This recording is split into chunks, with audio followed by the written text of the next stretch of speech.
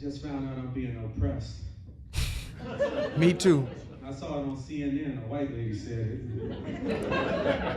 All right. it. Nobody knows black struggle like white women. And I thought I was having a good life until I got basic cable.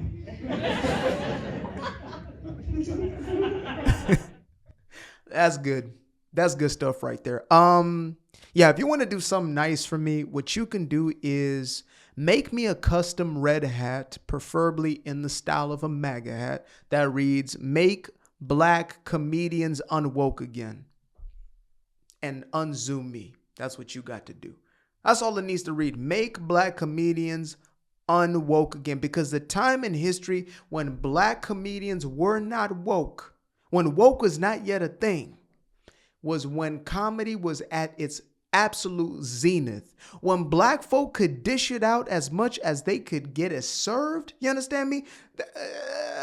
That's when comedy was actually comedy. And I know this may be a biased perspective, but I believe that there are no two funnier people on this earth on average than Black stand-up acts and Jewish comedic actors. Them two groups of people, I don't give a damn what you say. You can be as anti-little hat people as you want. You can be as anti-Black as you want. You know good and damn well that you have watched 150 movies with Jewish comedic actors and 350 stand-up acts with Black comedians. There is something about when them two groups of people are just letting it loose. Damn it, it is unparalleled. And so the fact that I saw this clip right here and it is currently going viral gives me absolute hope. It gives me enough courage and inspiration to wear my damn Make Black Comedians Unwoke Again, because I believe we are in the very zenith. We are in the inception of the return of comedy. And I think what we're about to get from comedy from here on out is going to be something we've never seen before. Now, that being said, that ain't even the point of what I wanted to get into. I wanted to get into the point that the man made. Okay, let's do that. Yeah. It is quite ironic that I necessarily did not see myself as a victim, as oppressed, etc., until I started listening to white liberal women, or just white liberals overall. I grew up in the Bay Area. I was surrounded by them. And they, more than any other demographic of people, would remind me of how hard things were for me as a Black man. Oh, how life must be so difficult for you. I remember sitting at a Whole Foods one time. Yes, a Whole Foods. It's the Bay Area, folks. I'm at a Whole Foods, doing some work, and a lady comes to, basically, she wants to sit next to me. There's a whole entire open space, but I'm like, you know what? Go ahead, Miss Lady. So she sits down. Mind you, I'm like 22, maybe 23-ish at that time. She's probably in her mid 40s, late 40s. So she comes to next to me, white lady, by the way, blonde hair, typical, like probably manufactured in Tahoe, something like that. So anyway, she sits there and I can see her just keep looking at me. And I finally look up. I know she wants to start a conversation.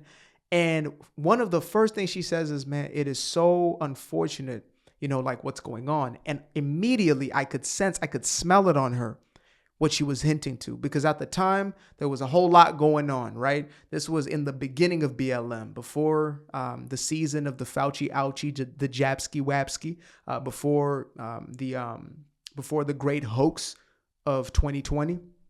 Just before that, BLM was taking off. They were looking for something to attach themselves to. They had the whole police brutality thing going on before they got their poster child in George Floyd.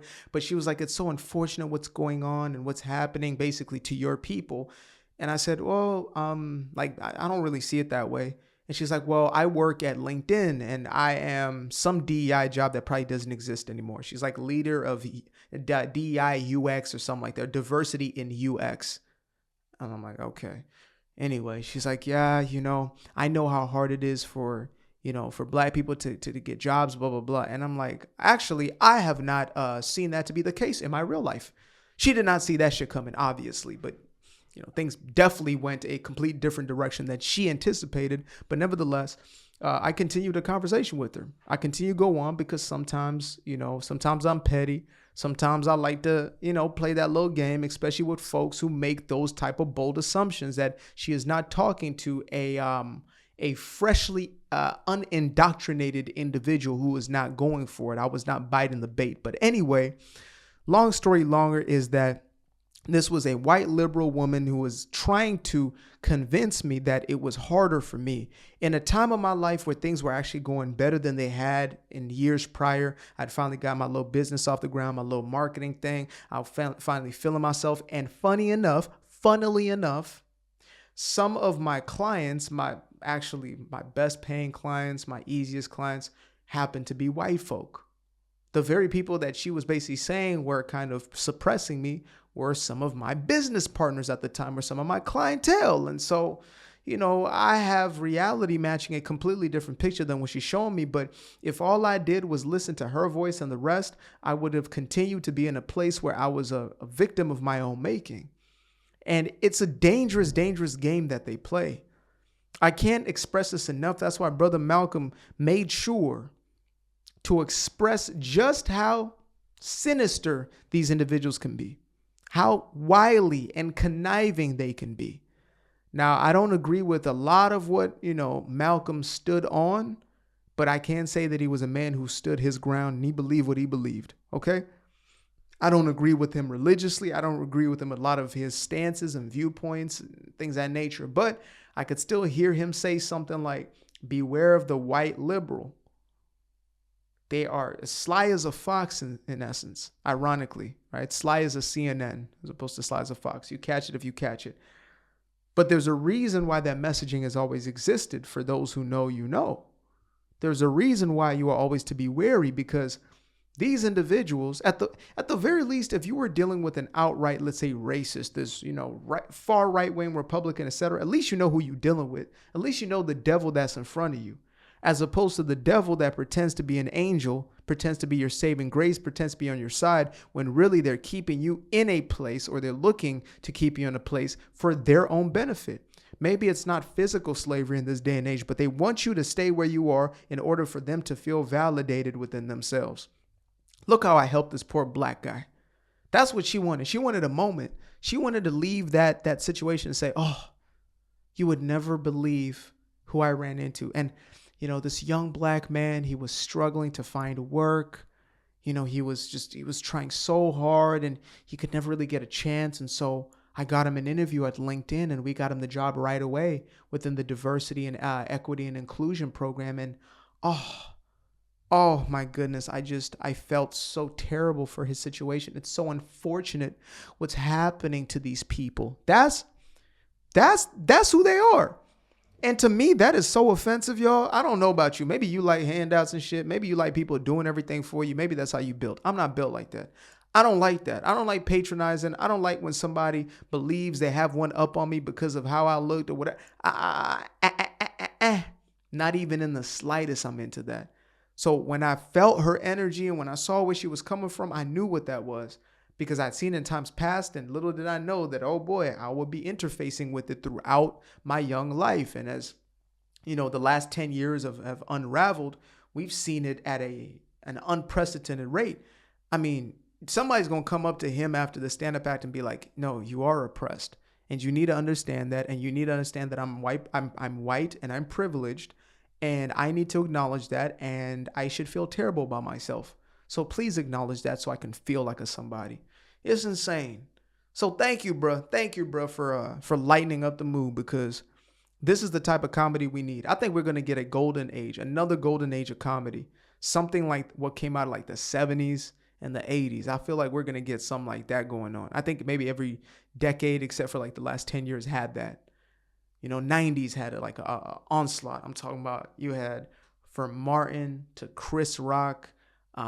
Obviously Eddie had ushered in the generation. You had Damon Wayans, or the Wayans brothers, like really coming onto the scene. You had Bernie Mac. You had even, I may not like DL because he done got woke as hell, but DL Hughley was hilarious. Damn it, Cedric the Entertainer was hilarious to me. There was a lot of folks who were on that scene who were just telling it as it was. Chris Tucker, pissed off man. Oh my god, I'm a comedic nerd. I nerd out for comedy. I recently watched the movie called Saturday Night. I highly recommend it. It's showing basically the behind the scenes of the first episode of Saturday Night Live, and it encapsulates the entire story of what was really going on. Phenomenal thing. You got the, Belushis of the world. You got the Billy Crystals of the world. Who else you had in there? You had Mr. Morris himself. Who else was back there? You had Mr. Chase himself, a.k.a. Chevy Chase. Who else did you have back there? God, I mean, Lauren Michael, absolutely. I know I'm going on a tangent right now, but I'm thankful that we're back where we are. So, yeah, if you want to give me that hat, let me know. You can ship it over my way, and, we can make that happen. I'm going to send it to a P.O. box because ain't nobody about to get my real address. You don't even know where I'm at right now. You won't even know the country. You won't know the city, the state, you won't know another thing about where I am. All you will know is that I am where I am. I appreciate y'all. Till the next time. Peace. I appreciate you guys for tuning in. Now, if you'd like to stay around, make sure to click that little subscribe button down there, or you can show some love by going to the description below and clicking on the button titled Buy Me a Coffee. Leave a little something there, or click on the Cash App. Leave a little something here. Till the next time, peace. I fell in love with the sunshine. I fell in love with the light. I fell in love with the full moon. I fell in love with the night. I can see the light again. I can see the light. You can see the life in him illuminate the night. I know the time is taking.